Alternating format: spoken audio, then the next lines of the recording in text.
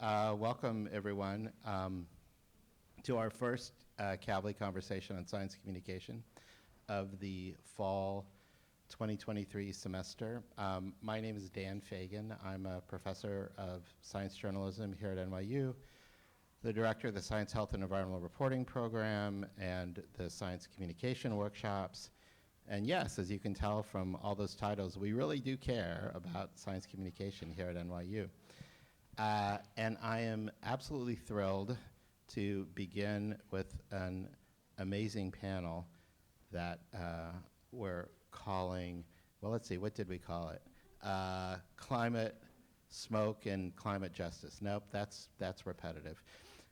Anyway, we have two absolutely wonderful speakers in Joseph Wilkens and Jeff Goodell. Joseph is an authority on the health effects of wildlife smoke. Jeff just wrote a fantastic book called The Heat Will Kill You First. That is all the rage in the environmental community. So we're very fortunate to have them. Robin Lloyd, our moderator and organizer today, will give you more information on them, but I will just say briefly about Robin that she is a visiting scholar here at NYU Journalism, and is a veteran science editor and writer and is really good at what she does. So Robin, take it away. Thanks, Dan. Well, it's my pleasure to moderate tonight's event, our Kavli conversation here at NYU, and to see so many interested in-person attendees, and welcome to our online audience as well. The germ for the topic of tonight's discussion, heat, smoke, and climate justice, grew out of a massive spike that some of us in the East Coast experienced in air pollution that took place this summer in the Northeast and throughout much of the East Coast. Wildfires, as we all recall, throughout Canada, some are still burning, severely affected this regions and further south as well and north, and many our air quality, and many East Coasters were surprised and ill-prepared to respond to the local impacts. The increase, however, in our conversations perhaps in this region is a little late from the perspective of the rest of the country or the rest of the world. Such urgent conversations have been taking place, of course, in the US West and beyond, and questions have been concerning, of course, climate change mitigation and adaptation, land management practices around fire management, forest management, and all these factors have led to an alarming trend, of course, in increasingly frequent wildfires. I just wanted to throw out a few statistics. This is just a subset of what's going on today from one in the US, from one website that I looked at. I read that there is one fire burning in Florida, one in Michigan, one in Florida, 2 in New Jersey, 26 in Montana, 25 in California, and 291 in Texas. I don't know if that site's accurate, but I would not, well, I don't know if it is. Meanwhile, heat waves are causing severe damage as well this past year in the western US, southern Europe, and parts of Asia. In the US, July was the worst temperature-wise, heat-wise for many regions. Texas, Nevada, California, Mexico suffered tremendously. Phoenix's temperature reached 119 degrees for a few days, and it broke a record, that city, for the most consecutive days with highs over 110 degrees Fahrenheit, and that streak was 31 days. Ocean temperatures off of the coast of Florida measured higher than ever. They broke records threatening marine life systems and our lives. On the upside, and there are many, depending on your perspective, a large number of media outlets are on the climate beat, doing great work, on the wildfires beat, on the air pollution beat, and we're eager to tell even better stories about these issues and the disparate impact of them on people and life on Earth. Tonight's guests have studied these issues deeply and thought deeply about them, both the mundane and the technical aspects of heat and smoke. Dr. Joseph P. Wilkens works as an assistant professor at Howard University. His research focuses on remote sensing tools and air quality model development. He earned a BS in atmospheric science and minored in physics at the University of Louisville, and later completed his MS and PhD in meteorology with a concentration in air quality and pollution at St. Louis University. Dr. Wilkens is a leading researcher in the fire modeling community. He has published his research widely, and he communicates about it across government and academic institutions globally. The overall impact of his research program is to increase BIPOC participation in atmospheric research by creating workforce-ready programmers and scientists. Jeff Goodell's latest book is a New York Times bestseller. It's called The Heat Will Kill You First: Life and Death on a Scorched Planet. He's the author of 6 previous books, including The Water Will Come, Rising Seas, Sinking Cities, and the Remaking of the Civilized World. This was a New York Times Critics' Top Book of 2017. He has covered climate change for more than 2 decades at Rolling Stone and discussed climate and energy issues on several outlets: NPR, MSNBC, CNN, NBC, and The Oprah Winfrey Show. That's really actually great reach. He is a 2020 Guggenheim Fellow. So for both of you, I think some of us are just waking up, some of us woke up a long time ago, but how aware, either can go first, how aware do you think that people in the US are of the threat of heat waves, increasingly hot weather, and wildfire air pollution? Why do these events still, well, I'll separate that question. How aware do we think people are? Well, I think people are waking up to it.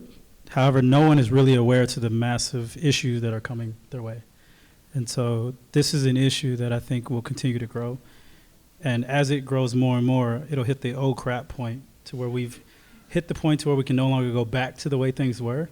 And that's when people will start to pay attention, such as now, which the increasing wildfires, the increasing temperatures, we're starting to get to the precipice of that point, but we haven't got there yet. It's still going to get worse. And it will continue to get worse until people wake up. So no, I don't think people are aware.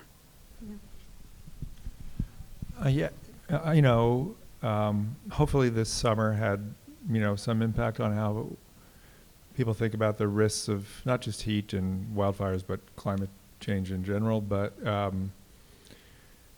I'm not, I've been writing about this for a long time, and I don't think there's any kind of, going to be some kind of mass awakening moment where everyone's going to come together, and instead of having 50,000 people marching in the streets like we did a couple of weeks ago here, we have 550,000 people and a kind of climate revolution, energy revolution happening. I think it's a long, slow fight. I think that it's trench warfare, 2 steps forward, 1 step back. I think this summer imprinted on us a lot about the dangers of heat and smoke and all of that, but I think that will go away and we will forget about it. And just like with, hurricanes, when I started covering climate change 20 years ago, I was out in the North Atlantic with a climate scientist from Woods Hole, and I said to him, what do you think it will take to wake America up to the risks of climate change?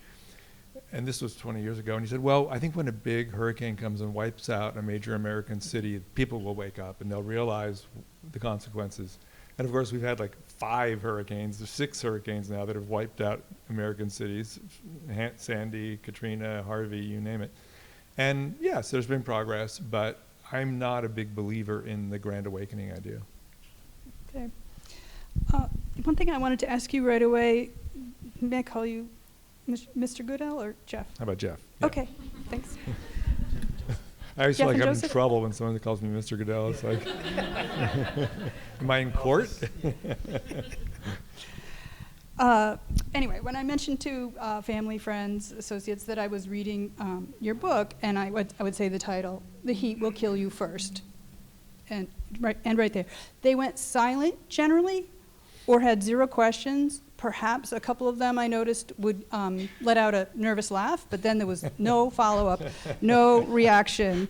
It's a great read. It's a page-turning science nonfiction book, and it's a page-turner. Why do you think people have that reaction to your book title? Or maybe I just hang out in the wrong crowd. Well, no, I had that reaction to the book title when I thought of it.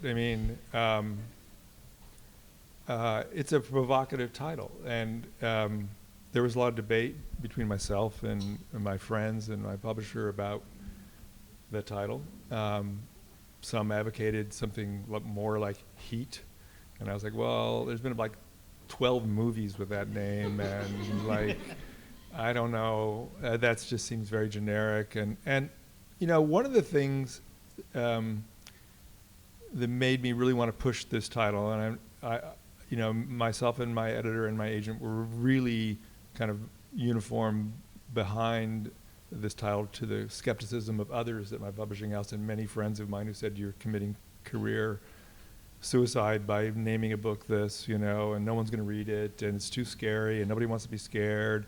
But my point, and the point of this book, is to really take all of this talk and reporting and thinking about climate change and all this data and all this information and really make it about you and your life now. And I think too much writing and thinking and talking and everything about the climate crisis is somehow remote.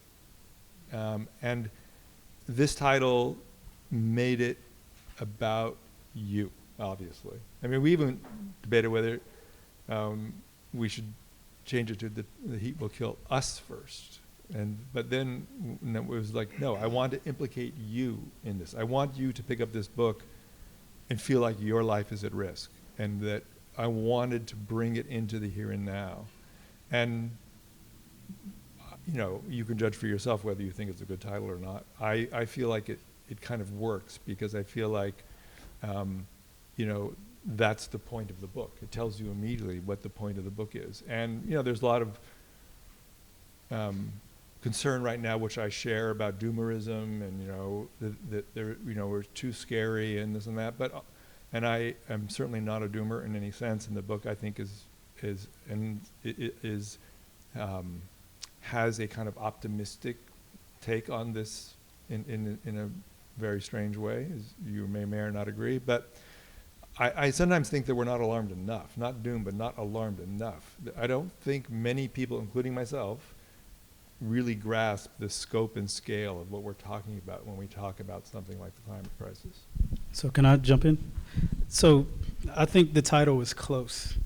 I think the title should have been "The Heat is Already Killing You," because there's massive amounts of deaths that we see per year, in the thousands, of heat already. And you can look into the recent heat wave that happened in Seattle not too long ago, where many homes don't have air conditioning. Most people don't live in conditions where they feel like they need them in their homes, so they're not designed this way. And if you have 100-degree temperature days, many days in a row, your elderly, your children, yourself, in some cases, if you're like asthmatic, such as myself, you can't live in those conditions, you will pass. And I've had colleagues that had to literally stay in hotels in their own cities in order to survive. And you've seen cases in Paris and other places in Europe where, again, these places aren't built to handle heat increasing by 5 degrees or 10 degrees or whatever the case may be. And remember, climate change is not uniform in many cities. So some will increase by 20 degrees in the next couple decades. Some will increase negative, right? And so we have to be very cognizant of this heat issue, because it's going to cause you to not be able to go to work, to school. It's going to not be able to cause infrastructure. You've seen all the construction in New York. We're sitting in this city. If they can't go outside and do their job, it's going to cause you to have delays in commute, delays in this, or more energy is going to be needed to be produced, which is going to cause more pollution. So you have these power generation sectors that's going to have to do double, triple the work just to help that 1 degree increase that we're projecting, which is actually a low projection. And so that's why I think this is a good title, but I think it should be more pervasive, actually. So, yeah. What kind of reactions do you get when you talk to lay people or people outside your field that you study exposure to wildfire and how wildfire smoke travels? So mostly people look at me and go, "Oh, that's cool, thank you."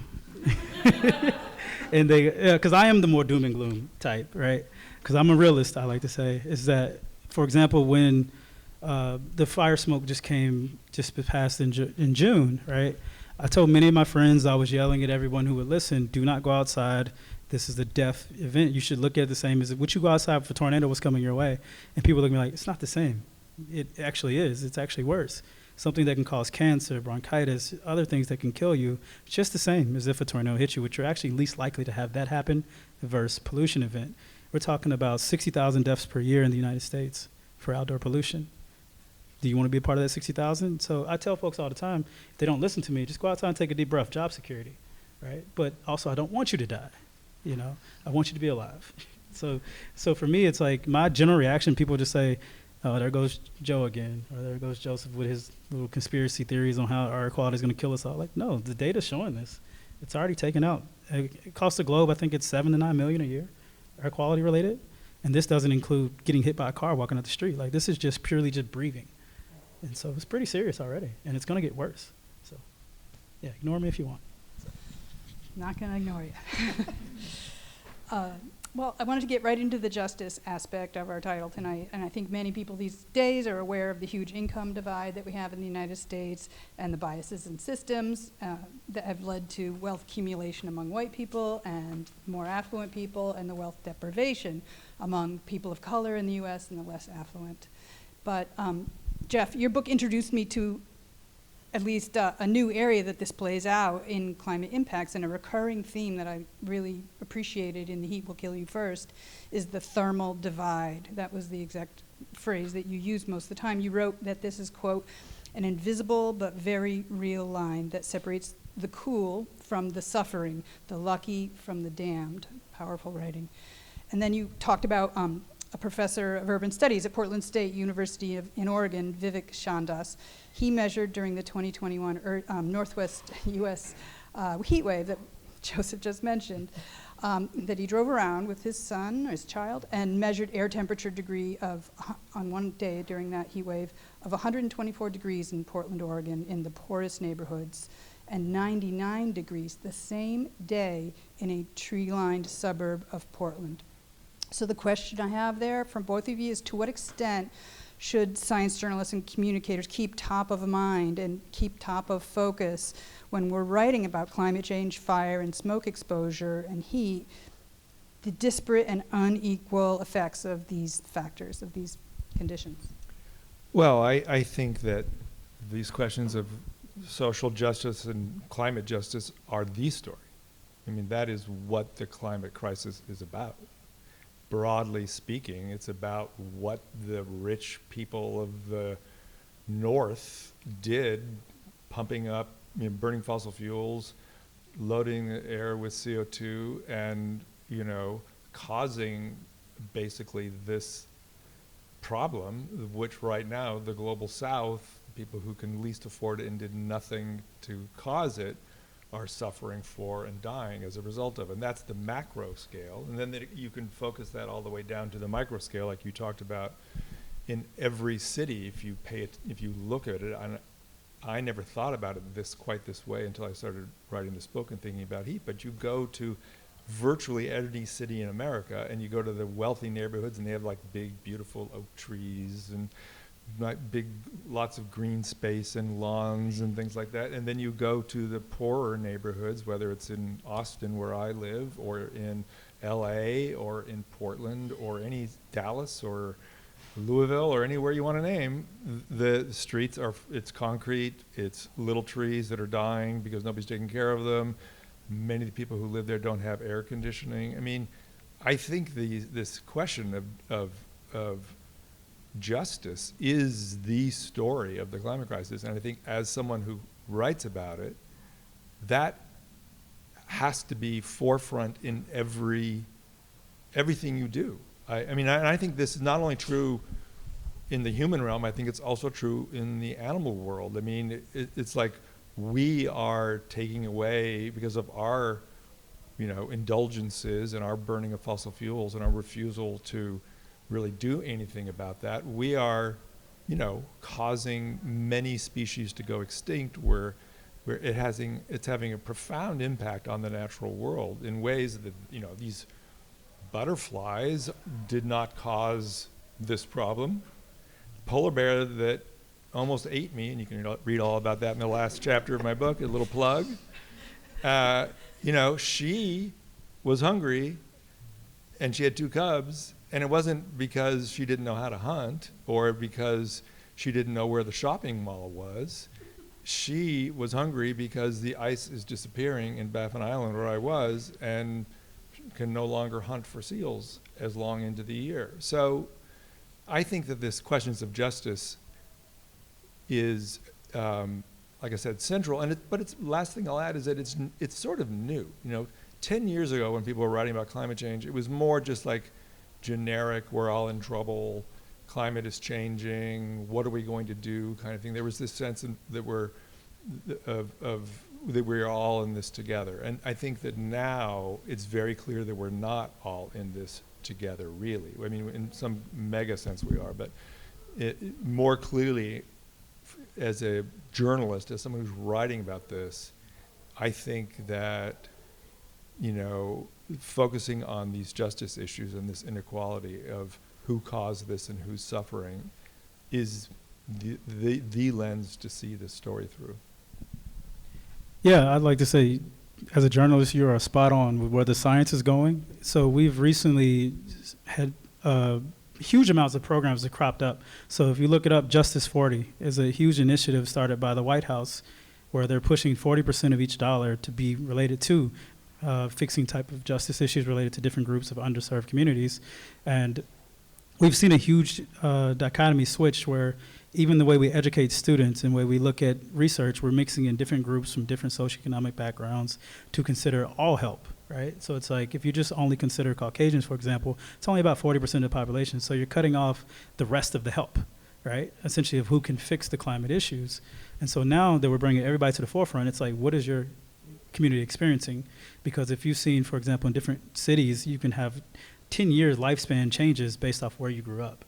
And that's a huge issue. And if it's just because of things like redlining or things like where your family was able to afford or giving home loans to go or where the renters are or where the cross to the tracks are, how close are you to the highways, all these things we're starting to acknowledge are the huge issues that have been the underlying thing. So a lot of times when, as Jeff mentioned, you were talking about climate change, it was a broad brush. CO2 is bad, emissions are coming from here, blah, blah, blah, woe is me, and it's not. It's really some people. So, for example, in research, we've seen that African Americans, Latinx community are seeing 50% to even 75% and sometimes more pollution than our white counterparts. And this is the justice issue. It's not always the person's fault that's living in the better neighborhood, but it's the reason why they're in that neighborhood. And we can all argue, but I'm not a social scientist, so I'm not going to touch that part. But we know that it exists, right? And we can see it scientifically, and we can make these pretty maps of each and every city, each and every community, down to the neighborhood you're in, and we can see there's a huge difference. And this is the issue that we're now waking up to as scientists to say, okay, I can't just say DC is worse pollution than blah, blah, blah city. It's not that simple, right? And so this is where it's going. And I'm glad journalists are getting on board. And hopefully our journalist counterparts will get everyone else on board to listen to what the science is showing. And the data's there. Statistics are there. So, yeah. Jeff, I have to be a little confrontational and ask, and it's sort of a journalism question and also a writing question, but I noticed that the first anecdote, and believe me, it made me cry. It was great. The first anecdote made you cry? Excuse me, chapter 1, or no, it's chapter 2 is about this affluent couple in, I don't know, Silicon Valley basically, goes out on a hike, bad things happen.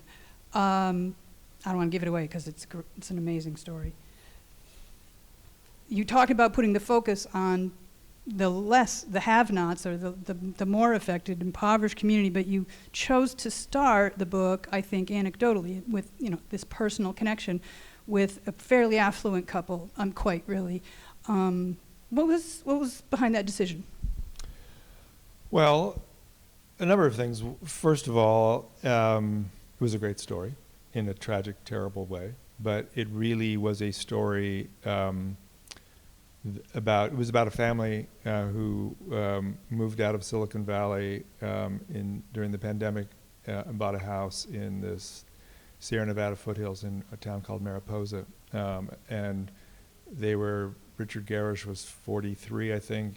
Ellen Chung was in her late 30s. They had a 1.5-year-old child and a dog. And they went for a hike one day on a hot day, and they didn't come back that night. And the next morning, their family and friends were wondering what happened.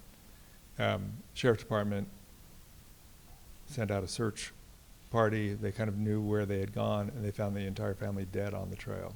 And at first, people thought, oh, this was, some terrible family suicide or something, or some kind of crime. And then when there was no evidence of that, then it was like, oh, they stumbled across an abandoned mine, and carbon monoxide from the mine came out, and they all died when they breathed the carbon monoxide in. Or they had stopped at the river, and there was some kind of bacteria in the river that they all drank that killed them simultaneously. And it took about a month of investigation to figure out that no, what happened is they were hiking on a hot day up a steep slope, and they had heat stroke and died, all of them, including the dog. And you can read more details about it in the book. But I chose it because, first of all, it was a very dramatic story that captured one's attention, which is important in a book about climate change, trying to figure out ways to engage readers. I also felt it was, you know, an every person's story. It felt like the kind of thing that a lot of readers could relate to, even that whether they're affluent or not affluent. I didn't really care. I mean, I write a lot about, you know, the thermal divide and racial and class divisions in the book. And I don't feel like, you know, as a writer, I need to be a kind of slave to that in every context, right? I mean, I can write just a compelling story. And I wanted it to feel like everybody is at risk, and not just, you know, I call heat a kind of predatory force in the book, and I talk about how people who live in lower income neighborhoods, but also people who are elderly and have health conditions and stuff are more vulnerable. But I really wanted it to tell an everyman story, and I felt like that story was as close as I could get to something like that. And, you know, as a writer, especially a writer like me who likes to tell stories, and this was a difficult story to tell for a lot of personal reasons, just in the sense of, you know, when you're writing about a family tragedy like this, there's a lot of moral burden on you as a writer to get it right and to have purpose for the story. And luckily, I got the blessing of some of the family members who really wanted this family's death to mean something, for some lessons to be drawn from it. And I think without the blessing of the family who's trusted me and allowed me to write about this and, you know, kind of told me the story, I couldn't have done it. Joseph, is there a smoke exposure divide too? I'm pretty sure there is. You talk about it in your, you nod to it in your research. Yeah. So, yes and no. In some degrees, is that it's mostly people think that you're close to the smoke, you're at risk, but typically you're often less at risk when you're closer to it. It's usually the smoke that gets up and moves around and ages and gets more chemical you know, I won't go through the details. Oh, we like details. Oh, well, fine. So smoke goes up, you burn stuff, sun hits it, photolizes, and it becomes worse pollution, such as ozone is formed this way. Most of us know ozone. It's an O3 chemical that gets in your system and eats away at your ability to breathe and do functions, and it causes cancer and all these other harmful things. And so fire does this with 10,000 more pollutants inside of it, whether you know it or not. And so that stuff, as it ages, goes further downwind, and it gets into our system. It's more toxic than it is up close. So fresh fire tends to be less toxic than non-fresh fire. Fire smoke, that is. And so if you have it to where you're going into different areas, and this is where the justice side comes in, if I'm a person who's affluent, I can just go away. Or I can just shut my doors, windows, turn on my super nice HEPA filter, EPA quality, blah, blah, blah, and I can just put my air quality filter on in the house too, because I got a double back system. In my baby's room, I have this, I can turn it on, everybody's fine. Now, if I'm not in this scenario and I don't even have an AC system that I can rely on, what am I doing most of the time when it gets hot as the heat comes up?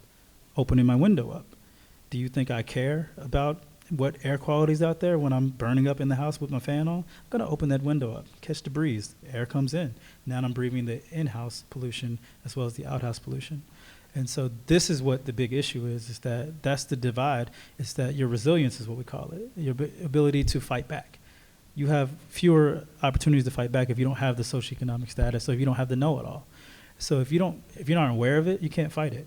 That's what I tell people. This is why we're trying to advocate. This is why we're doing these panels, is so people can know you can fight back. You don't have to just accept bad pollution. You don't have to just accept bad air quality. You can do things such as wear a mask. We learned during COVID, right? Wear your mask. If you wear it, it'll help prevent. Same thing with fires. If you prevent particles from getting in your system acts better. Who would know, right? And so this is what we tell people, that we're trying to alert people to this, but as you know, during COVID, it's expensive to constantly buy a mask, to constantly buy filters, to constantly do this. It's not easy for everyone. We take it for granted for those of us who can just run to the Walmart or the local store and just buy something, right? I can go to the store right now and buy a filter and just turn it on in my house. Everybody can't do that. And some people, it's a choice between whether I'm going to eat tonight or buy this filter. You know they're going to pick to eat, right? And so when we're dealing with these communities, we have to be cognizant of that. And that's where the smoke divide tends to happen. Because usually the rich people want to live in the mountains with the nice smoke. And then you can see cases like 2016, where for those who know Gatlinburg, Pigeon Forge, where there's a really nice vacation area for most rich people or people who got some money, caught on fire. Literally, a lot of it burned down. And so that caused a lot of smoke issues, but the smoke wasn't impacted there, it was downwind. And so this is usually what we see. So. Can you tell everyone, Gatlinburg? Oh, Tennessee, sorry. Yeah, I've been there a couple times, it's nice. Middle of the country, more or less. Yep. Yeah, thank you. Dan, did you want to say something? Yeah, I thought I would just get the questions going Yes, in an effort to encourage everyone else too. Just line on up behind me when you're ready. You know, there's another divide that hasn't been mentioned yet, and that's the divide between the climate savvy and everyone else. I guess it has been referred to obliquely, but it seems to me that an ever-increasing percentage of climate communication is directed at folks who are already activated on climate in one way or another. And part of that surely is because the climate issue has become politicized, as we know, and so there's a certain percentage of the population that may be unreachable. But it seems like there are still a lot of folks who, you know, understand that climate change is something that they're supposed to be concerned about, but they don't really fully understand why. And so I guess I would like to hear each of you, both Joseph and Jeff, talk about who you perceive your audiences to be and how the message changes based on who it is that you're speaking to.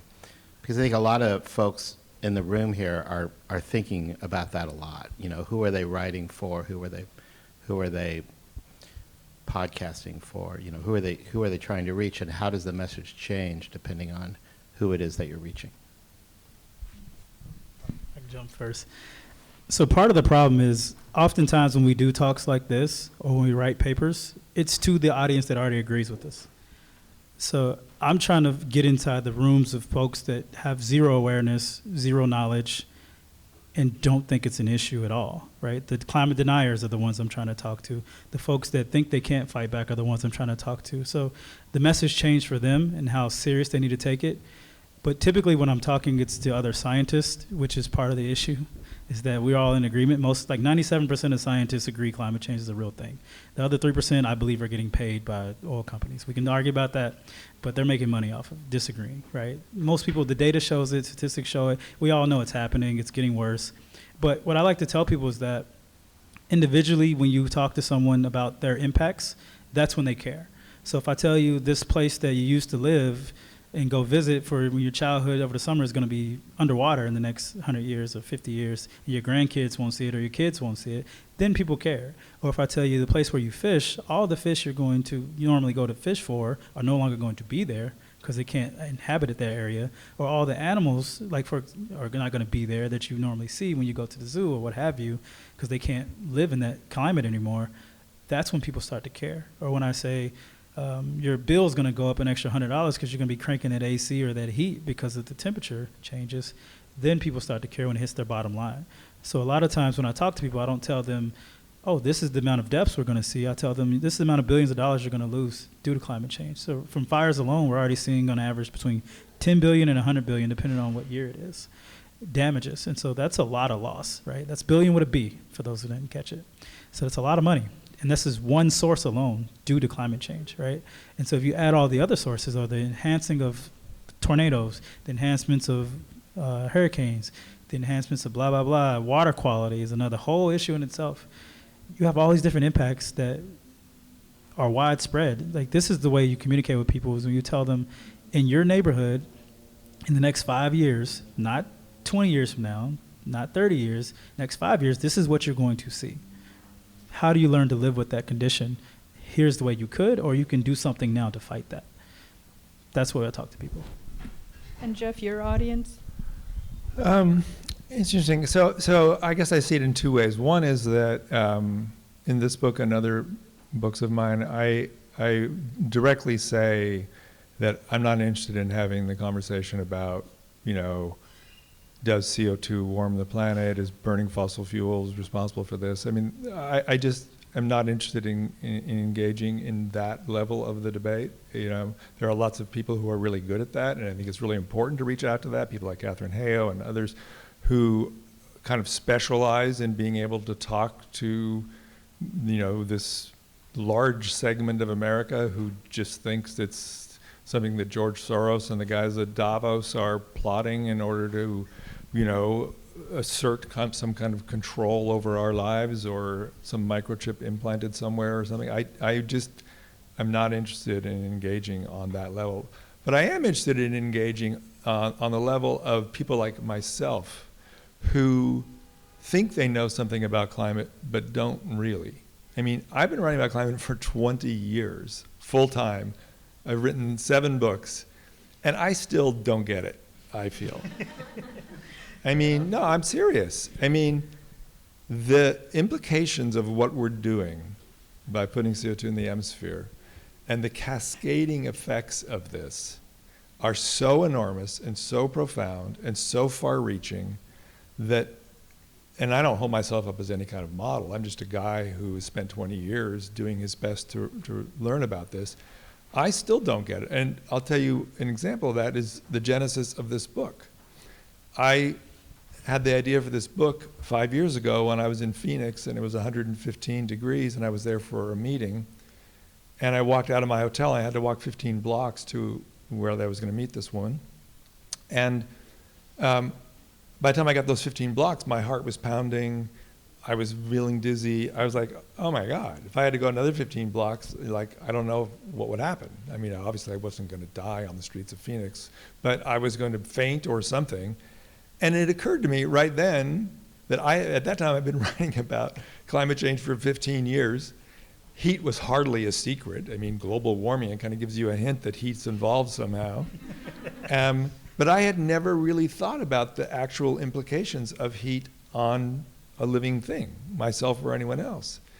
And that was when I thought, oh, I should maybe think about this a little bit, and maybe there's more to this than I understand. And that was sort of the genesis of the book. And furthermore, I had been writing about climate change for 15 years, and if you'd have asked me that day, what is heat? I couldn't have told you. I could have told you what temperature was, but what is heat? Is it like some invisible thing that flows out of the sky? Is it some weird liquid that I can't quite see? Is it like some light ray that, is it something, what is it? I couldn't have told you. So I think that our ignorance about what is happening is profound, even the most educated of us.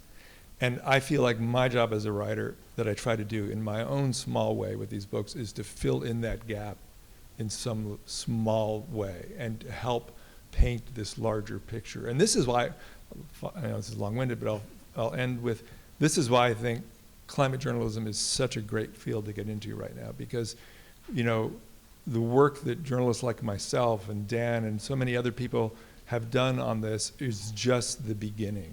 We're just beginning to understand both the science, the politics, the cultural, the social justice. I mean, there's so much of it that is just, we don't, the story is, we haven't even written the first paragraph of this big story yet. And so there's so much to learn and so much to write about. And so I feel like my audience is filling in these little gaps. So I want to jump in. So who here has boiled water before? Yeah, everybody, right? So this is the simple way to explain climate change to folks. It usually takes quite a bit of time to boil that one little pot of water on the stove, right? So 5 to 7 minutes typically to get it to 212 degrees Fahrenheit, right? Now imagine that the earth is covered with 70% of water, give or take. We're raising the temperature of the water on the globe. This is how much impact we are. And so this is how much the temperature is impacting things. And once you raise that temperature, fish can't live anymore. Chlorophyll can't live anymore. Things are starting to be impacted. We're changing the way the ocean flows. Like, that's insane. This is how bad it's getting. And this is why I tell people we have to start paying attention and wake up. Because if we're changing the currents of the ocean, we're changing the currents of the winds, this is unheard of. This is something that is very serious. As they say, the famous story about the frog in the pot of water, right? It sits in there because it thinks everything's fine as it slowly heats up. And then eventually it gets to boiling temperature and the frog eventually dies. We are the frog. I don't want to be the frog. So help me fight being the frog. And so let's get out of this boiling pot, 'cause we can't go to Mars. I always tell people this. It sounds cool. It sounds good. Thank you, people are trying to get us there. But I don't know about you, but I don't want to sit 4 years in a space shuttle to hope I can pray and find the same stuff we have here. Doesn't make any sense to me. So, yeah. Is there a question? Hi, my name is Flavia. I'm an international environmental lawyer. Thank you so much for organizing this panel. I have a question for Dr. Joseph Wilkens. So I actually have two, but since there's a lot of questions, I'm just going to ask one. There's this principle in international environmental law and climate change law, which is the common but differentiated responsibilities, which touches upon historical responsibility. And my question is, within the US border, so at the national level here, because I'm not really aware of the framework here, is there such a principle that tries to, make responsible and make pay those that are more responsible for this climate crisis and help for adaptation measures for those that are being the most affected and that are not so responsible for it? Thank you. Jeff, you wrote about attribution science. I didn't know that there was this real-time attribution science that's coming out. Do you want to talk about that? Sure. And, the legal implications there. Yeah. Tremendous. They are tremendous. And I think that there's, a lot happening right now in the legal world with this question of responsibility. We saw it in the recent court decision in Montana, where a number of young people in Montana sued the state for, basically violating a statute in the Montana Constitution, guaranteeing a sort of a safe climate, a safe world for them to grow up in, and they argued that climate change is, destroying that. And there's many, lots of litigation around the world that is dealing with exactly this. But directly to your question, I don't think there's anything codified in the sort of law in the United States that I'm aware of that really talks about this, except these emerging cases. But what's happening that's interesting and exciting and is going to push this forward is this attribution science question, which is, until very recently, when there was an extreme climate event, whether it was a hurricane or a heat wave or a drought, scientists would use some version of what Jim Hansen said a decade or so ago, that what climate does, warming does, is load the dice to make these events more likely. He would use this analogy of the loaded dice. And you can't say that any one thing, you can't say, oh, this heat wave was caused by the higher CO2 levels, but it made it more likely. And that was the gist of a lot of the kind of trying to attribute events to higher CO2 levels. But this new emerging science of attribution science, and I write about a German scientist named Friederike Otto, who's at the forefront of this, have been able to use these sophisticated modeling to actually say, no, this event can be attributed to climate change. And the Pacific Northwest heat wave I talk about in my book is a great example of this, where they basically said that this heat wave would not have happened without the higher levels of CO2 in the atmosphere, creating the link between CO2 and these events. And a lot of people have drawn the analogies of tobacco, like that we're finally able to say something close, not an exact parallel. There are differences we could go into if you want, but there are differences, but it's still the idea that this event was just as lung cancer was caused by smoking cigarettes, this heat wave was caused by additional CO2 in the atmosphere. Not every event they've shown is that. They did a similar thing with the floods in Pakistan last year, and they basically said, no, this was in the range of natural variability. So it's really interesting because, it's not just a blanket, everything was caused by, but they're able to precisely point this out. And what's important about this is this opens the door to all kinds of questions about legal responsibility, damages. In the UN framework, there's this question of loss and damages. The people who caused this, whether you look at it by nations or by corporations, or you say ExxonMobil, or you say United States or in Europe, or however you want to divide it up, were responsible for this problem, for these events, this suffering. What do they owe to the people who are bearing the brunt of this suffering? And that, I think, is changing the politics of climate change in a big way, because it's opening the door to a lot of these suits. I think there's like 240 of them around the world right now. And, it's beginning to make this link of responsibility and accountability for this. And then when you add the fact, and I'll end this, the parallels with tobacco is very clear in the sense of disinformation, misleading, deliberately undermining the science. We know now that the oil companies knew from the 70s, have spent billions of dollars greenwashing, deliberately confusing the science. What do they owe now for all that? How do we hold them accountable? And I think that's politically one of the most interesting questions that's emerging in the world of climate politics right now.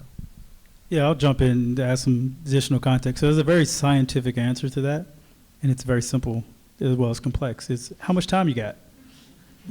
So meaning with how much time you got is we can trace back almost every single thing that happened scientifically speaking, if you give me enough time to look into it, to research it, to sort it out. And there's a place that I used to work at called the Environmental Protection Agency that does just that.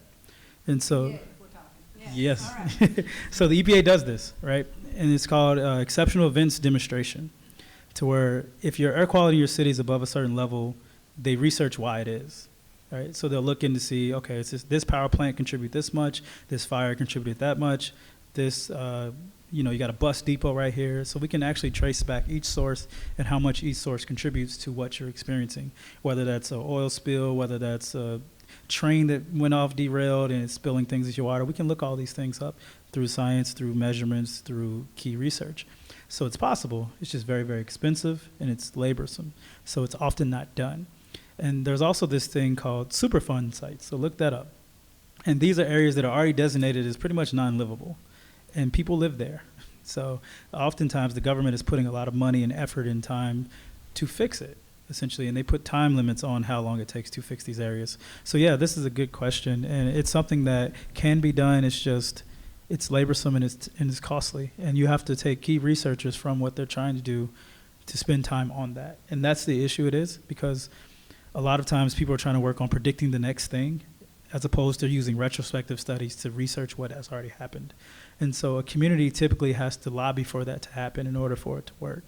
And oftentimes communities don't even know this exists. So this is something you can educate your constituents on, is to say you can fight back by just contacting your alderman, your local political person, or going over their head to the actual departments of whatever it is, whether it's Department of Defense, Department of Energy, EPA, what have you, and say, hey, we have an issue here. I know it exists. Look into it, please. And then they can do that. And they can say it's these people's fault, because companies, like you mentioned earlier, are very smart. So if you look at a lot of cities, for example, they place the PowerPoints on the edge of the state. You know why? Because they know which way the wind's going to blow. All the pollution is going to blow into the next state. So it's not our fault. We're very clean. It's because our people are okay, but we're screwing the people downwind up. The people downwind can't do anything other than just breathe the air we're giving them. Same thing as dumping it in the water. Look at the Ohio River. It starts all the way up in the upper parts of Pennsylvania. People are dumping things all the way down. I grew up in Louisville, Kentucky, so we have about 7-8 states dumping stuff into our water before it gets to us. Can we fix it? No. We'd have to argue with each one of those states, each one of those cities on that waterway, and that's very difficult to do. And so, I know who I'm leaving my money to now. all of it. It's a lot, believe me. Kyle. Hi, I'm Kylie. My question is for both of you. What do you do in situations where you're either reporting on or working with communities that are suffering from the effects of climate change, but are also somewhat of denialists and don't maybe agree with the science that you're either presenting them or the article that you're working on? Well, I mean, when you say what do you do about it, I mean, you know, my job as a journalist and your job as a journalist, presuming you're a journalist,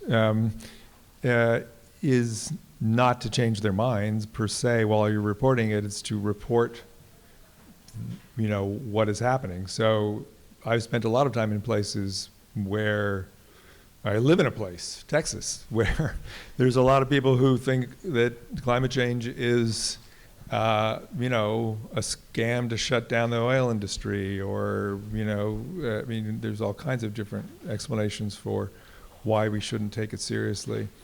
And it's also the belly of the beast for climate change. We have sea level rise, we have hurricanes, we have extreme heat waves. I mean, I would argue that there's probably no place in America that's more vulnerable to climate change impacts than Texas. But, you know, as a reporter, it's not my job to, like, as I'm reporting the story, to try to change anybody's mind about it. It's my job to report that interesting kind of, you know, disconnect between, you know, you go to this town and you talk to these people and they think it's a hoax, and yet their house is, you know, been washed away in the hurricane, or their grandmother just died of a heat stroke, and yet they still don't acknowledge that maybe we should, you know, move quickly away from fossil fuels. I mean, that's the story, right? I mean, it's like, how you capture that in the most compelling way is the art of journalism, right? Of how do you make that story compelling without obviously ridiculing or belittling these people, or minimizing the disconnect, right? And that's what makes climate journalism so fascinating, is that you have these radical disconnects that are part of the story, and you have to report that, and you have to find a way to write about it that does justice to that. And you know, so I don't think there's any other way kind of to deal with it other than like head on that way. So briefly, the problem with Jeff's answer is that it's the same as my answer would be. We just report, right? So I report the data, I report the facts, statistics, and we don't give any type of personal opinions in what we do. Excuse me. Yes, I do. Well, that's the difference. I give serious. I just don't have personal opinions. Right, you're a scientist. Yeah. I'm not. So I'm supposed to be I rant and objective. rave, all kinds Yeah. of things. Yeah. That's why we need more journalists. Again, please help us. So you do a really good job with that. But on our side of it, it's purely just we can't go outside the data, because the second you do, the second you add your personal feelings, the second you discredit yourself as a scientist. And so I spent the better part of over a decade becoming that. I don't want to lose that over one paper that I write that has my personal opinion on it or what I think may happen. And so that's the benefit of a journalist, is that you can add a little bit of that to it to say the science is leaning towards this direction. We can't really say that. We can say it's here. This is what it is. If it's 10 or 5, that's the number. This is what I assume means that number, but this is what the number actually is. So the problem is, whether you believe it or not, I can tell you what it is and what's happening and how long it will happen to you. What you do with that information is up to you, which is why I'm now doing panels, right? Because I'm like, hey, you guys, we got the numbers, but nobody's listening. So that's the question earlier, right? And so now the fight goes to, where are those people that don't believe? What do they need to hear to make them believe? And that's where I think journalists come in. Like, that book is awesome. That's a good tool to reach people that I would never reach. No one's going to read my journals on Google Scholar. Like, I don't think anyone in this room has, right? Maybe, oh, cool, couple, woohoo, yes. So, but I didn't see many hands go up, right? And so that's actually where a lot of the science is, in places where most people won't reach it. So this is why the power of journalism comes into play, and that's why we need everyone. who can actually communicate these things. You know, a lot of scientists aren't sitting on these panels. A lot of us don't do this. I'm still new to it. I've only done this for a couple of years. And so in terms of communicating on panels, but I've been researching for decades. And so this is often the problem, is that the people who know the stuff don't communicate it. The people who are communicating are trying to get it from the people who don't want to communicate. But you do get personal a little bit, and because you have said, I heard you say it before, and you said it tonight to me too, or no, to the group, that you have asthma and that you got into this field. Tell us why. Yeah, so the problem is I can't put that in the paper, right? But I got into this field because I'm a person who grew up in Louisville, Kentucky, which if you don't know, it's a place called Rubber Town. So about 30 to 60 active chemical treatment plants, waste treatment plants, and rubber plants are all right there in one area. I grew up probably 5 minutes from it. So the reason why I liked weather so much is I used to see which way the plume was blowing, and I used to be like, oh, that's the wind direction. We know which way to throw the football. You know which way to hit the baseball, right? So growing up with asthma, my mother used to literally say, you can't go outside today, and it'd be a beautiful hot day. And I'd be like, Mom, you're full of you know what? You know, I didn't say it that way to her, of course. But I was thinking that. I'm like, Mom, it's like 90 degrees outside, not a cloud in the sky. What do you mean I can't go outside? But she was worried about my health. Because she's like, if you go outside and run around playing football, wrestling with your friends or your cousins, you might actually die or have an asthma attack, right? And so she was more cognizant of that at an early age because she had a kid who had to be. And so this is often the case, and where you live at can give you things like asthma. Like I tell folks, when I left to go to grad school in St. Louis, it was the first time I took a deep breath. You know, first time I was able to feel like I breathe. And St. Louis is not a clean city by any stretch of imagination, but it was cleaner than Louisville. So in retrospective speaking, I didn't have sinus infections anymore. I didn't have to rely on an inhaler, albuterol, breathing machines, all this stuff. I got to move just because of where I lived. And so I moved to a cleaner place. And so this is something that I try to tell folks, and it's my why, is all I tell people, because I still have asthma, but I live in cleaner cities and cleaner areas because I know where to go, because the data tells me where I can live, right? A lot of people aren't living this way. And you know people who've died as a result of pollution. Oh yeah, no, thousands of people, and mostly. I mean, we all do, but Yeah. I think maybe you know a lot, or you've really thought deeply about it. Yeah, part of it is part of the job, to where I have to look at it every day. So the amount of people that are dying, I try to not personalize it, but I study deaths literally all day. I study what I call it morbidity, mortality, so everything that almost kills you to everything that kills you. So I'm working with epidemiologists, health scientists, I'm in the hospitals, and we're looking at, on a large scale across the CONUS, which continental U.S., about where are those people at, where are those pockets of people, how often are they dying, how frequent. So when I'm throwing out these numbers of millions of deaths, thousands of deaths, blah, blah, blah, these causes, I'm actually seeing the individual hospitals these people are passing at. And so it weighs on you a bit, but you also have to numb yourself to it in sorts, to where you can do your job, right? And so when I go to talk to people like this, I can be as emotional as I want. But when I report it, I have to say, okay, we just had 6,000 deaths in this city. This is what it was. I can't be like, oh, 6,000 individual families lost a person. It's a brother, a mother, sister, auntie, cousin, kid. These are real people. And we're just reporting. This is yearly numbers I'm talking about. Millions of people each year. Like, we're talking from fires alone, from purely just smoke, 6,000 to 12,000 each year, right? That's a lot of people that's just gone off the planet because they breathed it. Yeah, so that's one thing that I have to deal with. So thank you for that. Thanks for answering. Yeah, just a quick observation. Your content has been so fantastic that we have a long line of people asking questions, and where the time is running by. So I think we'll have to 30. switch to probably shorter questions and answers, because you guys have been so fantastic. So with that, You can tell we talk too much. Next. Kind way of saying it. Okay, yeah, I have a short question. By the way, my name is Faye. I'm really interested in the science of climate change. And like you mentioned, these anti-climate people, they have a lot of excuses, and I just want your opinion on one of the excuses, and that climate change is like a natural progress and that we're overreacting. I can give an example. So throughout Earth's history, even before human beings existed, we know there are evidence that in Earth, there are periods of time when Earth got really, really hot, and then there are periods of time Earth got really, really cold, like the Ice Age. And these happened, even before human existed. So what's your opinion on one of the counter argument that climate change is just a natural progress?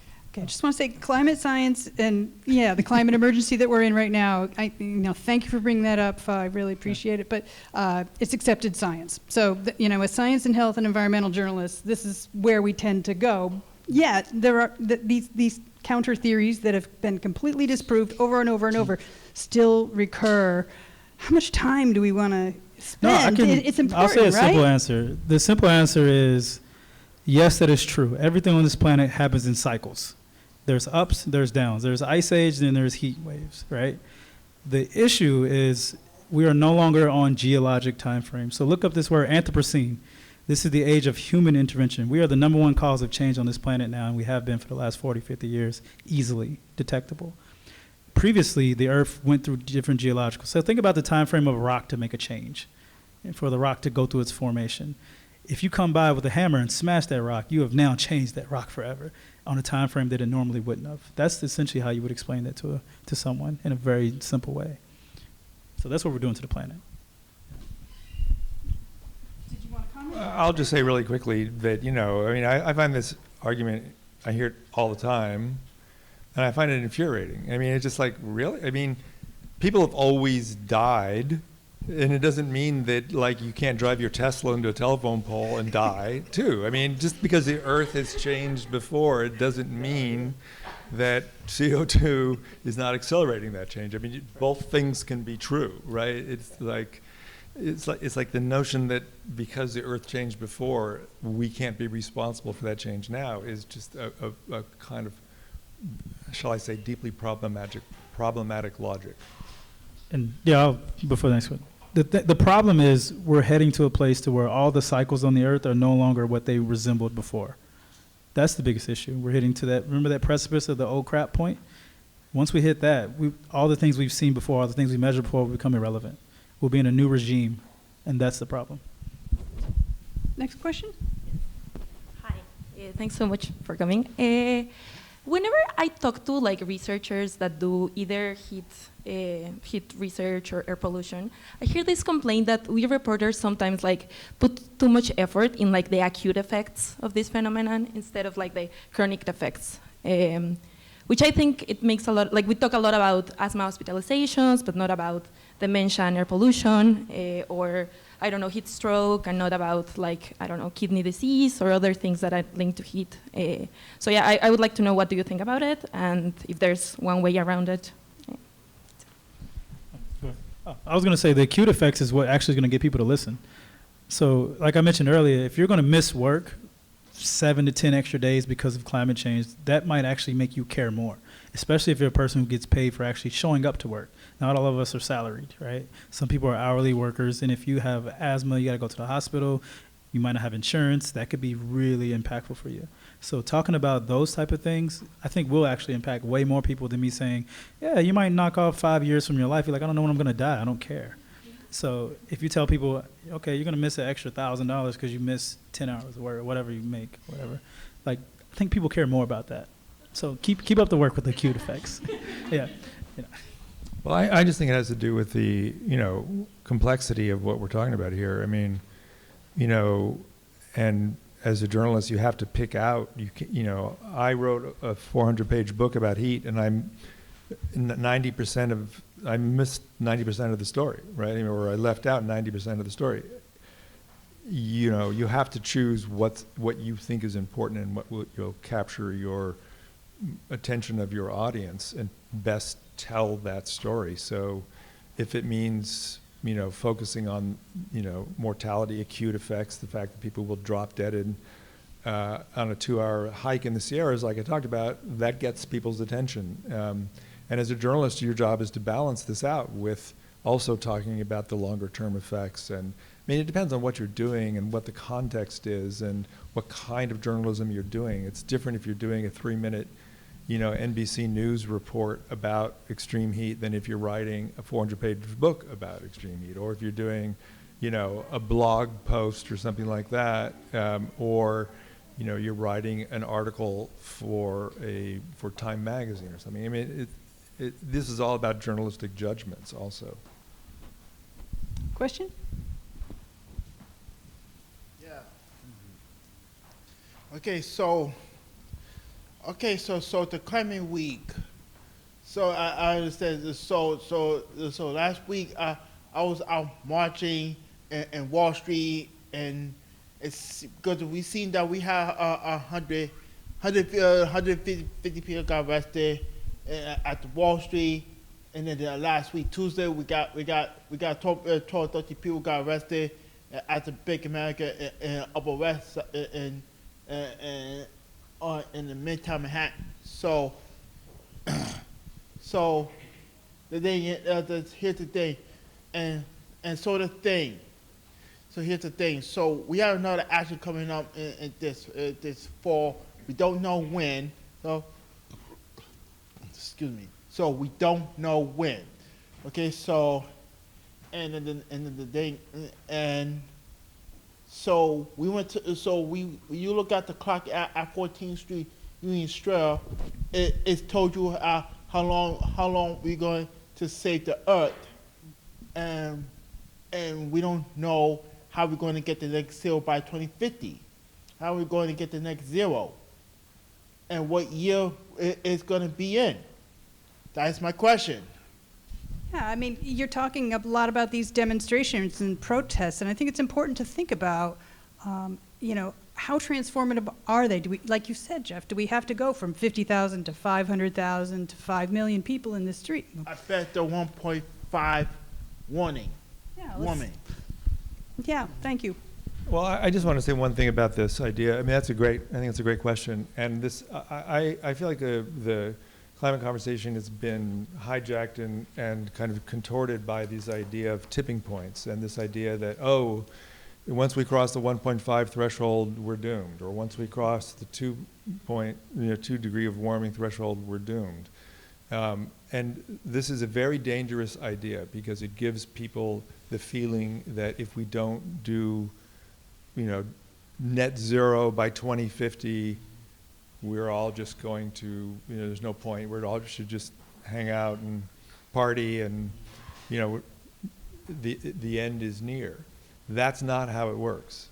Everything that we do, every ton of CO2 we keep out of the atmosphere keeps the warming, reduces the warming. Every action that we take to build cooler, more sustainable cities, every V8 engine we get off the road and replace with electric vehicle, everything that we do makes a difference. And there's not this invisible line where, we cross it and we're all fucked, right? I mean, that's not how the climate system works, and that's not how the political system works. And I fear that a lot of this deadline stuff has fed into this notion of some kind of invisible line that we will cross. And there is no invisible line. It's a constant fight, and everything we do matters in an extremely important way. So yeah, newsflash for those who don't know, we likely won't get to net zero anything by any year. Just in case you were keeping score. But the thing is, I like your point, which I like to tell people about the old crap point, but the old crap point just means just that. We'll hit a point where we won't know what's going to happen, but we will still be here in that old crap status, right? And so what that means is that could be anywhere between we need to go to underground bunkers because we can't breathe, which mammals have done before, similar to our size, where they hide in caves and blah, blah, blah to survive. That could be a huge extreme. I don't think we're getting there. But it could just be where we have to genetically modify plants to survive. We're already doing that now to some degree. We have to do geoengineering to where we have to cloud seed, things like that. We're already doing some of these things now. Are these the conditions in which you want to live under? That's really what the question is. The question isn't, are we going to be here? The question is it going to be too hot for me to go visit my family in the north? Because it's no longer, the temperature's changed, right? I don't have a way to deal with the heat waves in Canada or something like that. So I don't want to go up there when it's summertime. So those are the things that's going to be in the next 100 years, truthfully. Or will Miami be underwater in 100 years? Will it be, I won't be able to go to South Beach anymore. Things like that is really what we're dealing with. Not will we all just magically just cease to exist. I mean, that could happen if the climate hit us, but anyways. But it likely won't be the case. We'll still be here suffering. And our plants are already suffering from the ability to grow. Like we're having less corn yield, less soybean yield. And so that's going to impact us too, right? Because of the way the air quality is mixed with the way the heat is, the growing patterns are going to change. Fire season, for example, used to be mostly June, July. August was the height of it. Now the height is expanding, and it's almost year-round that we're going to have to deal with fire smoke. So this is really what we're talking about when we talk about the changes, is that there's just things we haven't had to deal with before. So. Hi, my name is Noah Augustine. I'm 15 years old, and I have a question for Mr. Goodell, and I have to say Mr. Goodell because I happen to be too young to call you by your first name. You are not too young. And Mr. Trust me. Wilkens. Mr. Goodell, you spoke about the thermal divide, both in your book and here today, and Mr. Wilkens, you spoke about the smoke divide, and I want to ask if either of you have any ideas on solutions to these divides in terms of racial injustice and also class injustice. Thank you. Well, you know, I mean, that's the big question. I mean, what are those solutions? That is the issue that we face in the whole, you know, what do we do about the climate crisis right now? And so there's, you know, when it comes to heat, there's lots of things that can be done. You know, democratizing air conditioning. Air conditioning is not a silver bullet for extreme heat. I could go on forever about the problems of air conditioning. There's a whole chapter on air Yes, conditioning. there is It's a whole chapter fascinating. about air conditioning that I'm These very Texas guys invented it. It's amazing, and they're fighting with each other. Yeah, and I'm fascinated by air conditioning, and you know, like I said, I'm like, I have to be careful not to derail the entire night to a long rant about air conditioning, but you know, we can do things like democratize air conditioning, you know, make it cheaper to run, get it to more people so that they're less vulnerable. Things like, you know, simple things like, you know, planting more trees in lower income neighborhoods. We were talking about earlier about urban trees and the divide between wealthy and poor neighborhoods. You know, and that's just on heat, public spaces to allow people who don't have access to cooling in hot places to go to. I live in Austin, where we have a big swimming hole called Barton Springs, and it's very cheap, and on hot days it's free, and it's just jammed with people, and you know, their bodies sizzle as they jump in the water because it's so hot. But having places like that allow access to cooling spaces are really important in rethinking cities so that there isn't a thermal divide built into the cities the way they are now. So there's, you know, a long list of things that can be done. But the most important thing that can be done is to stop burning fossil fuels so that this divide does not keep widening, so that these temperature increases and fires and all the things we're talking about don't accelerate. And the more that we can, you know, reduce these impacts or limit these impacts, the narrower that divide will be.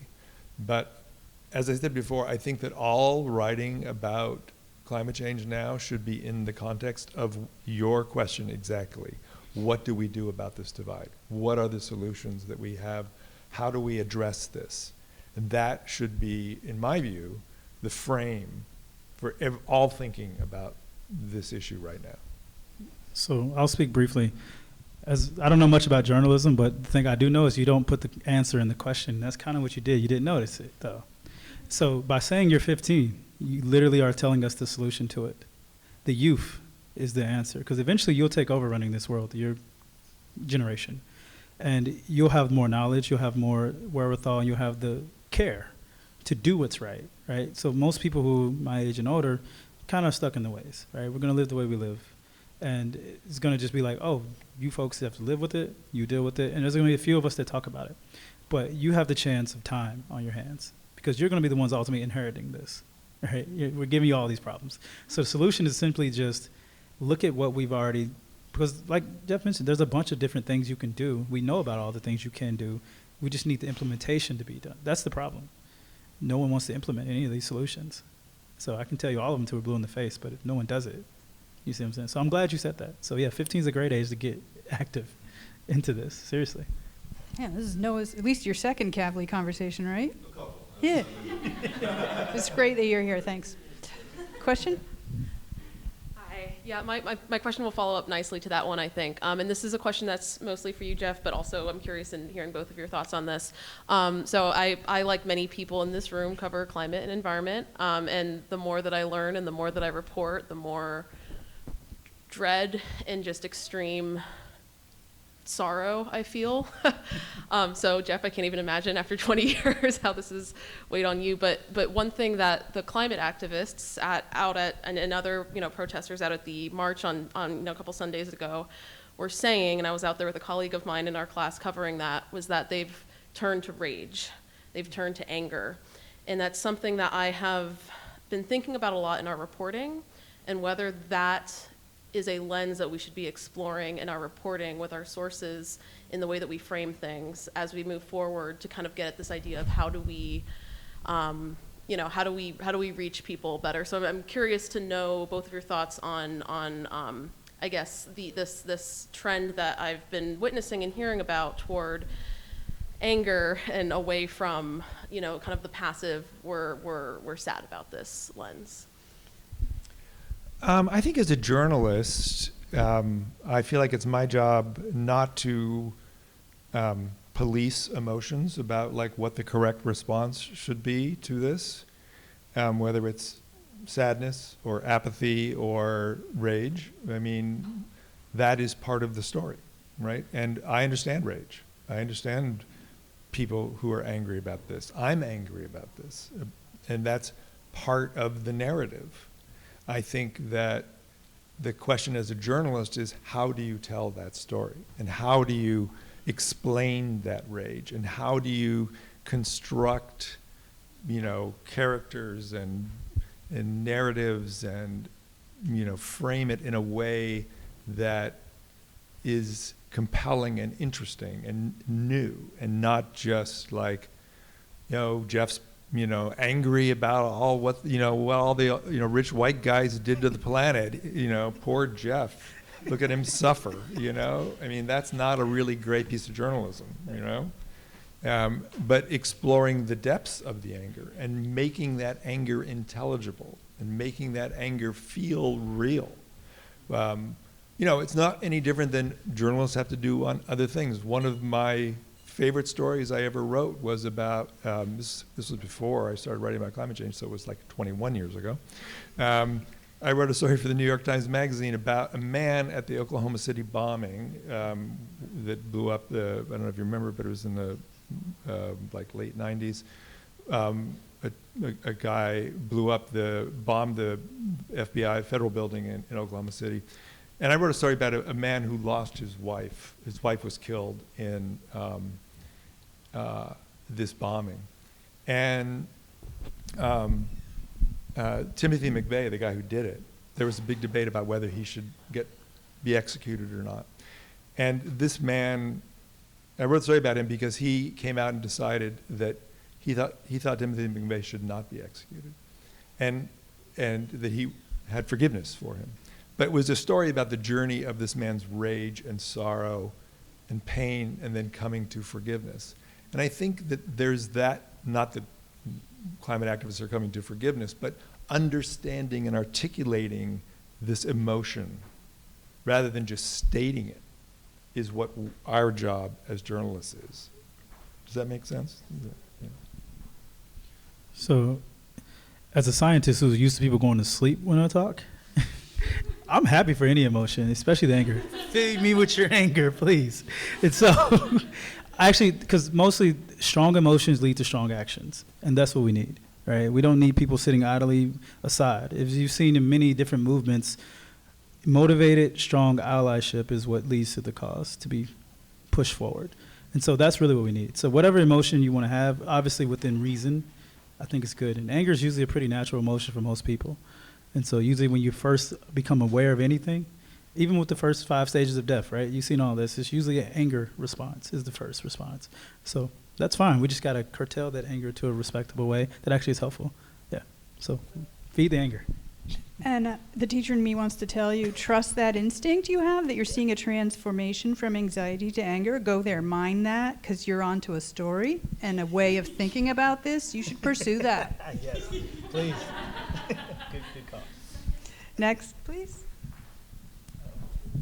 Hi. So, having worked in this field for a pretty long time, and a time period wherein the concept of climate change has become a lot more broadly accepted, but also a lot more political, and there's been a lot of polarization over it. How have you seen changes in the way that your work has been received, and how do you see that, kind of influence in the future, in terms of climate journalism and climate research, like what the future of those fields looks like?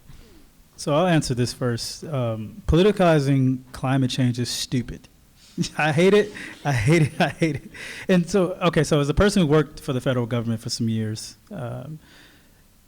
it's really difficult to do your job when it's political. So for example, when I was working at the Environmental Protection Agency, I literally couldn't use the word climate change in any of my work. I couldn't use the word global warming in any of my work. Years? I was there from 2016 through 2020. Yeah. And so you can kind of guess who was president then, right? So, but part of the problem is, let's take it back from personal opinions on whoever the president is.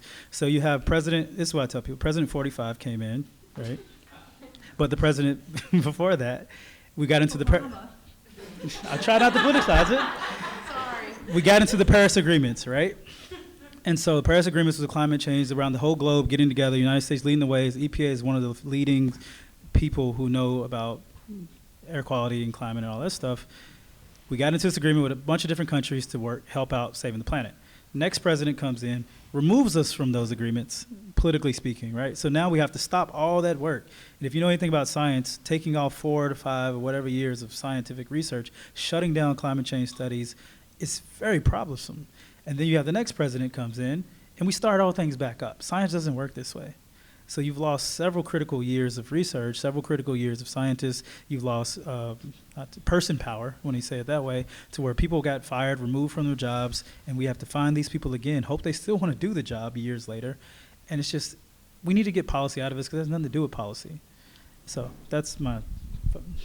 Well, I will respectfully disagree with you in the context of, I think it's all about politics, right? I mean, because data is one thing, doing the work of science is one thing, but really the data is what, the question is, what do we do about it, right? And that is inherently political, right? So I don't think that in the policy world we're ever going to depoliticize this. In the science world, politics influences what you can study and what you can say, but in the world of what we can do about this is an inherently political question because it involves trade-offs, strategies, money, all kinds of things. And that's part of the problem of this, is that politics is woven deeply into this conversation. It's not, I wish it were rational. I wish it was just like, oh, look, we're burning fossil fuels, the planet's getting hot, it's causing all these problems that you have studied and done so much great work to help us understand. Let's stop burning fossil fuels. So that would be a fairly simple, wonderful way if we would solve this problem, which we sort of did with the ozone hole, right? Yeah. But we cannot manage to do that with fossil fuels and climate change because of all the politics and money and everything. But I just want to say one other thing about how it's changed. When I've made this joke before, so, but it's really true. When I started writing about climate change 20 years ago, it was like I was writing about the sex life of porcupines. It was like some funny little niche that I happened to like. I haven't written that book yet. that'll be the sequel. Gotta read this one. But it was like this weird little niche that Jeff had some weird interest in and somehow found fascinating, and no one really paid any attention. And now, this book was on the bestseller list for a month, and everywhere I go, people want to talk to me about where should I move, where should I invest, am I going to die, it's like I'm a very popular guy now. Well, no, but it's not about me. It's about how the conversation has changed, and the conversation now has become from this niche sex life of porcupines conversation to the everything conversation, and that's why it's such a great field for journalism, is because it's impacting all kinds of things that we have not thought about before, from economics to tourism to health. I mean, it's just in this ever expanding story.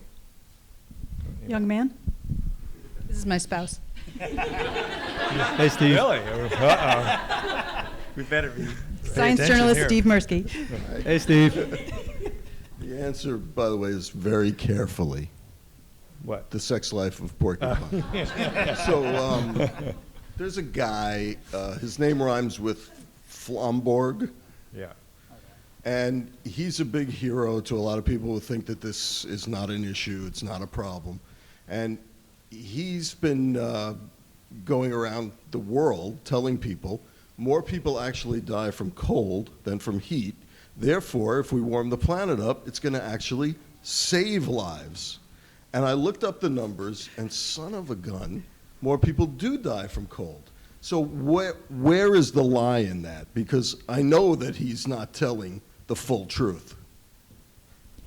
Okay, well, so Bjorn Lomborg is a notorious figure, as you've pointed out, and he's very skillful at how he frames these questions. And it's absolutely, if you look at it in the way that he frames it, yes, more people die of cold than heat. But there's many, many caveats to this, which I could go into for a long time, and we don't have time for that. But the short version of it is, first of all, it's comparing apples to oranges. Heat deaths are very acute. You are, like the family that I wrote about, you die quickly.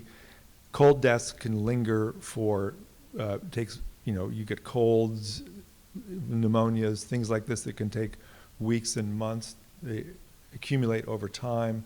The question of where do you draw the line between a cold day and a hot day is very kind of arbitrary. If you say anything below 50 degrees is cold, or 45 degrees, and the same with heat, where you put the markers for what you call heat and cold can impact these numbers hugely.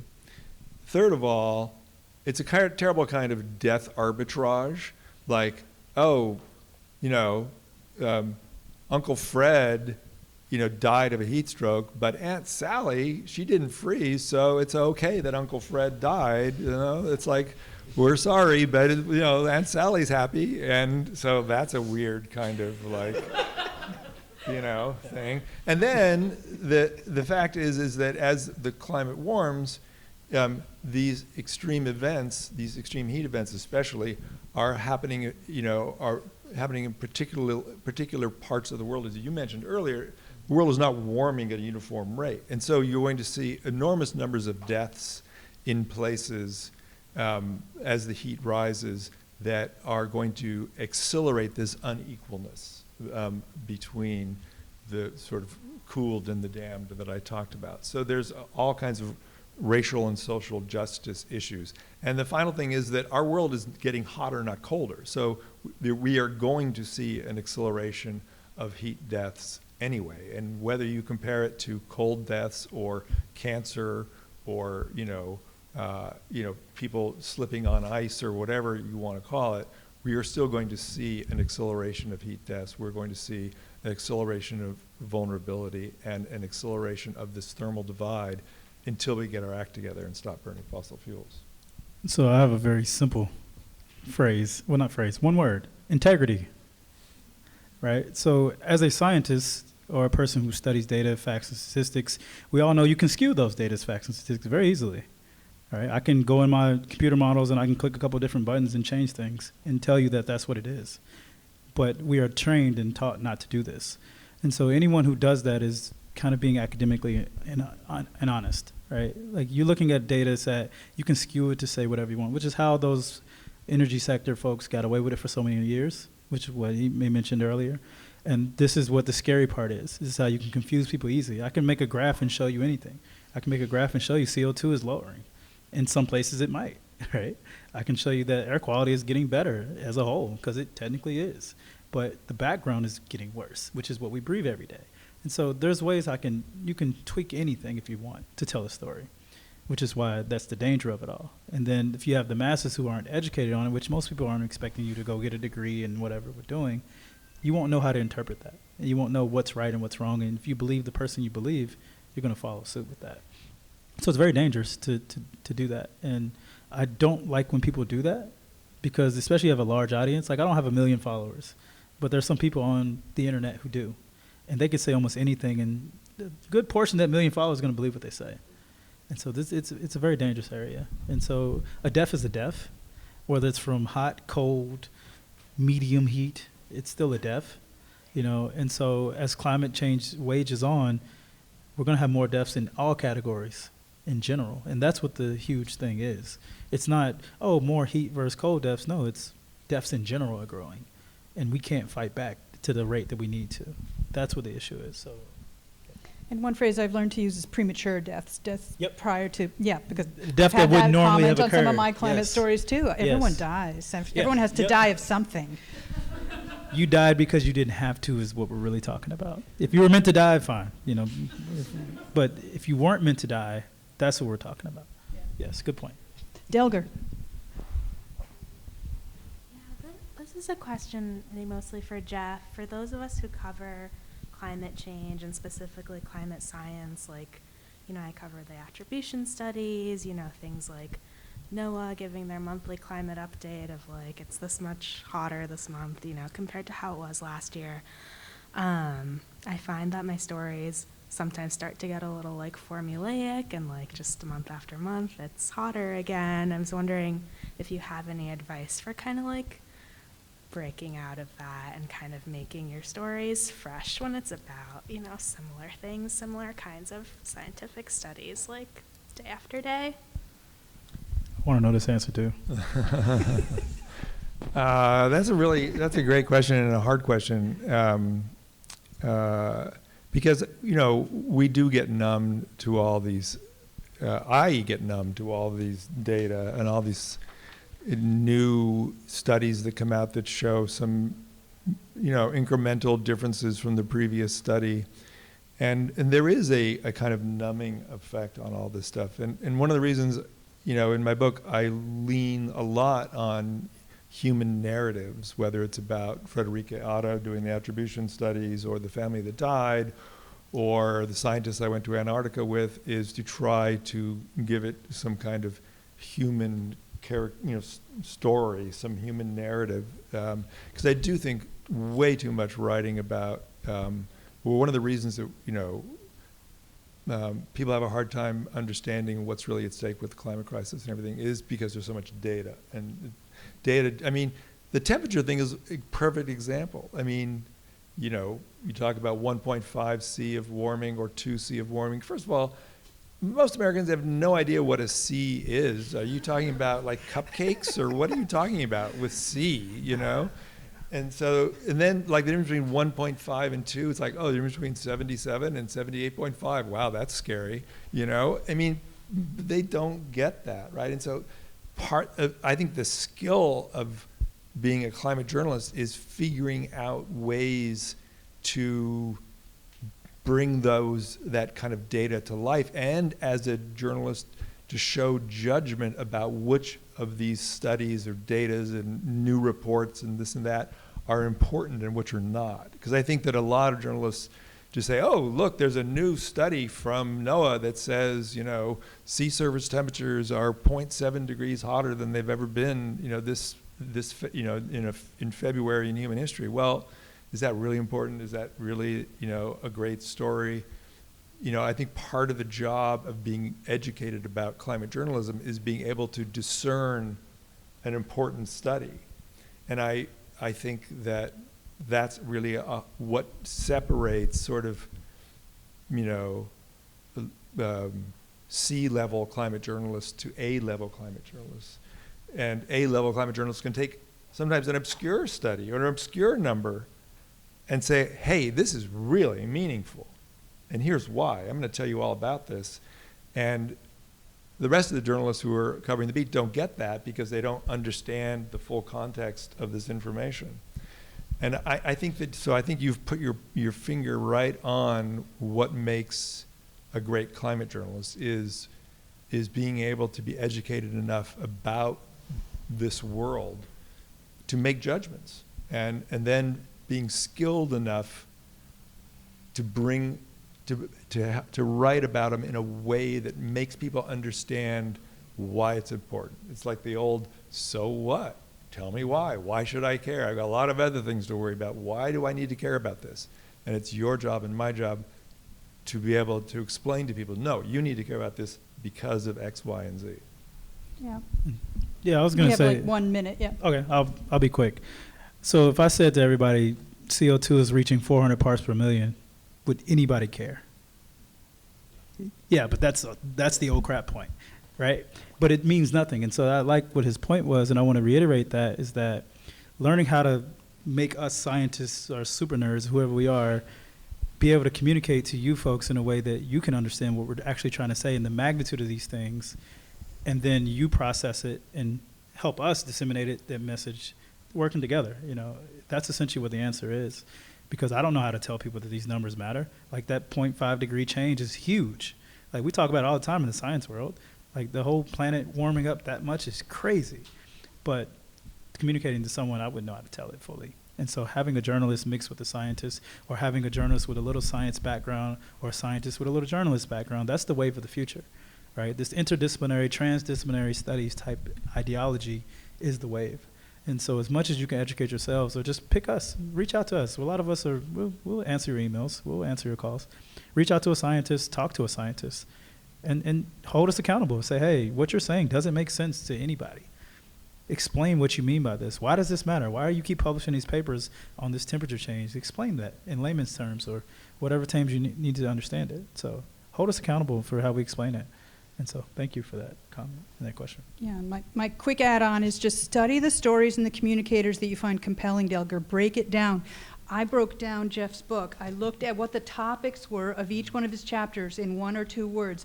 Those are the entrance points that worked and that held my attention throughout his book. Listen to the words and the analogies that Joseph uses. They're very effective. They're very straightforward. They're very accessible.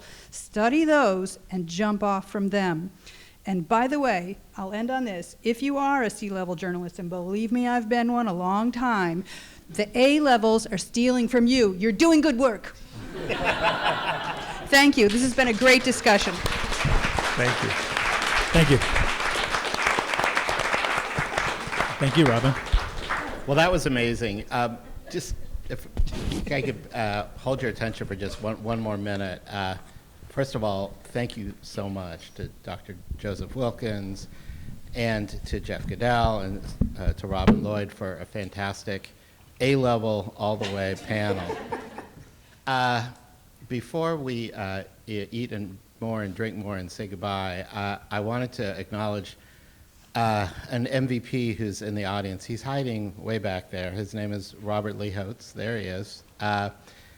And Lee has made truly spectacular contributions to our program for 15 plus years. And we didn't really get a chance to give him a proper send-off because of the pandemic. Lee was the very first evening event that Sherp did featured Lee as the speaker. He was talking about sex in Einstein's brain in October of 2005. The very last evening event that Lee hosted was sadly over Zoom, but with the aforementioned Catherine Hayhoe and a guy named Ron Klain, who went on to become the second most powerful man in the country as Joe Biden's chief of staff. And in between, Lee organized, moderated 100 plus events. I think the number is 109, Lee, but it's kind of hard to keep track. There are so many. And Lee always brought his A game to every event. He was always super prepared. He's a real wordsmith on the pages of the Wall Street Journal, but also here in live physical space in Cooper Square. And he always had the interests of our students and alums and our audiences in top of mind.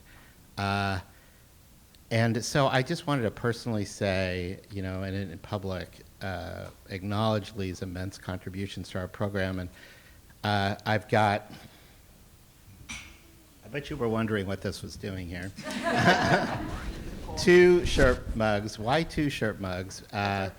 Because Lee's wife, Jennifer Arlen, has let us borrow Lee 109 plus times over the last 15 years.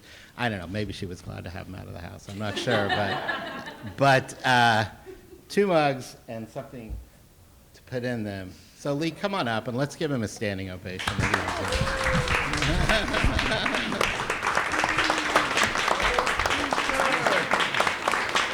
So good to see you.